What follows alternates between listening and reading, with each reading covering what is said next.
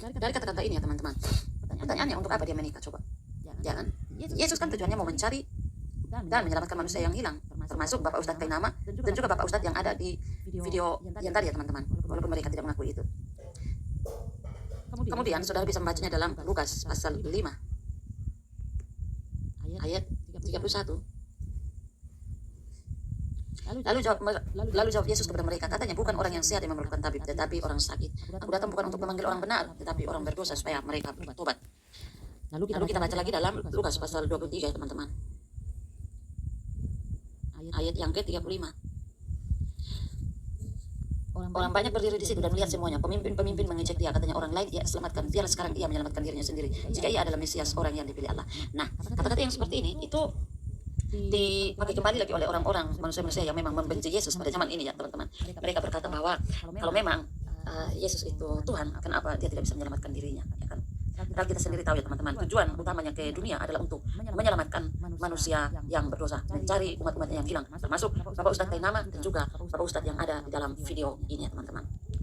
Siapapun yang yang tidak mau mengakui Yesus Kristus sebagai Tuhan, itu hak Anda pribadi ya teman-teman. Di sini saya pribadi sebagai orang Kristen hanya mau menyampaikan, memberitakan kabar baik.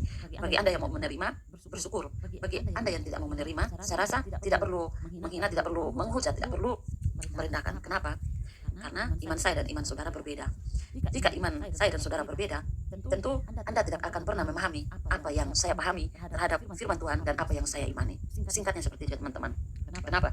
Karena Allah kami adalah itu Allah yang tidak gampang dicerna, tidak gampang mudah dimengerti dengan begitu saja teman-teman. Karena Allah kami adalah Allah yang maha kuasa. Allah kami adalah Allah yang maha besar. Sebagaimana di dalam Ayub, saudara bisa membuka ya teman-teman, di dalam kitab Ayub Ayub pasal 7 sampai yang ke-20. Jadi saudara bisa membaca ya teman-teman. Dapatkah engkau memahami hakikat Allah, menyelami batas-batas kekuasaan yang maha kuasa? Tingginya seperti langit, apa yang dapat kau lakukan? Dalamnya melebihi dunia orang mati, apa yang dapat kau ketahui? Lebih panjang daripada bumi ukurannya, dan lebih luas daripada samudera. Apabila ia lewat melakukan penangkapan dan mengadakan pengadilan, siapa yang dapat menghalanginya? Karena ia mengenal penipu dan melihat kejahatan tanpa mengamat-amatinya. Jikalau orang dungu dapat mengerti, maka anak keledai liar pun dapat lahir sebagai manusia. Saudara bisa membaca sampai ayat yang ke-20. Kemudian saudara bisa membuka lagi dalam kitab Mazmur ya. Mazmur pasal 96. Sebab Tuhan maha besar dan terpuji sangat, ia lebih dahsyat daripada segala Allah.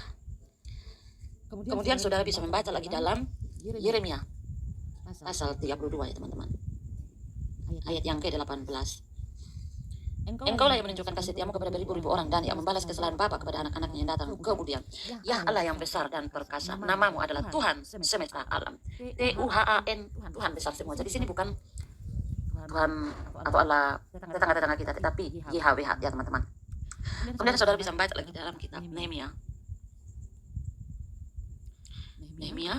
Sebentar ya teman-teman.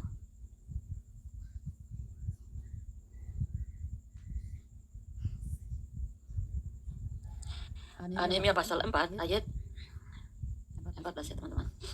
Wah mati semuanya, lalu bangun berdiri dan berkata kepada para pemuka dan para penguasa dan kepada orang-orang yang lain, jangan kamu takut terhadap mereka, ingatlah kepada Tuhan yang maha besar dan dahsyat, dan berperanglah untuk saudara-saudaramu, untuk anak laki-laki, anak lelaki dan anak-anak perempuan, untuk istrimu dan rumahmu. Jadi Alkitab sendiri berkata bahwa Allah kita itu adalah Allah yang maha besar. Jadi ini bukan karang-karangan atau asumsi yang tidak ada data-data ya teman-teman. Saya di sini berbicara memakai data-data semua. Jadi bukan hanya Allah kalian saja yang Allah maha besar, tetapi Allah kami itu sukar dipahami. Kenapa? Anda bisa mengenal Allah sebatas apa yang tertulis di dalam Alkitab, tetapi kita tidak bisa mengerti dia ya teman-teman. Kita hanya mengenal sebatas apa yang tertulis di dalam Alkitab. Karena itu Allah yang maha kuasa, Allah yang maha besar itu tidak gampang dipahami. Tetapi kalau ada yang mengklaim dirinya sebagai Allah, lalu sangat gampang sekali kita memahaminya ya. Artinya di situ kita perlu tanda tanya besar.